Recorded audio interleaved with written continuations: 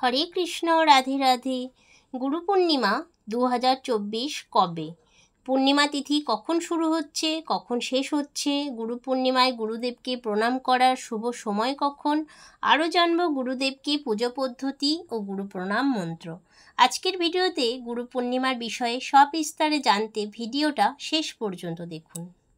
বৈদিক যুগ থেকেই গুরুকে শ্রদ্ধা জানানোর জন্য আষাঢ় মাসের পূর্ণিমা তিথিতে হয় এই গুরু পূর্ণিমা। গুরু শব্দের অর্থ যিনি আমাদের অন্ধকার জগৎ থেকে আলোর জগতে প্রবেশ করায় এবং নতুন পথের দিশা দেখান।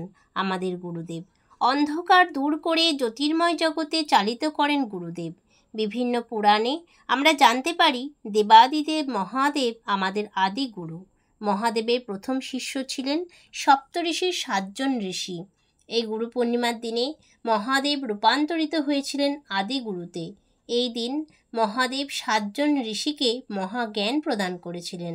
মহামুনি বেদব্যাসের জন্মতিথি হিসাবে এই গুরু পূর্ণিমা পালিত হয়। মহামুনি বেদব্যাস চতুর্থ বেদ, 18টি পুরাণ এবং মহাভারতের রচয়িতা। তাই গুরু পূর্ণিমার তিথির গুরুত্ব অপরিসীম। 2024 সালে 21শে জুলাই রবিবার পালিত হবে এই গুরু পূর্ণিমা। পূর্ণিমা তিথি শুরু হচ্ছে 20 জুলাই শনিবার 2024 সন্ধ্যা 6:39 থেকে।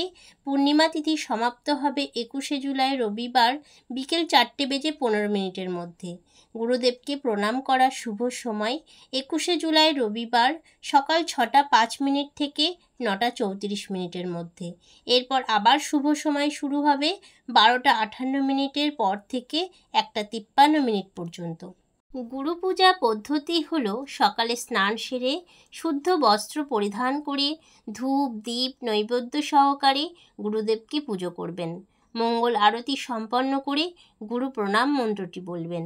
প্রণাম মন্ত্রটি হলো গুরু ব্রহ্মা গুরু বিষ্ণু গুরুদেব মহেশ্বর গুরুরেব পরম ব্রহ্ম তস্मै শ্রী গুরুবে নমঃ।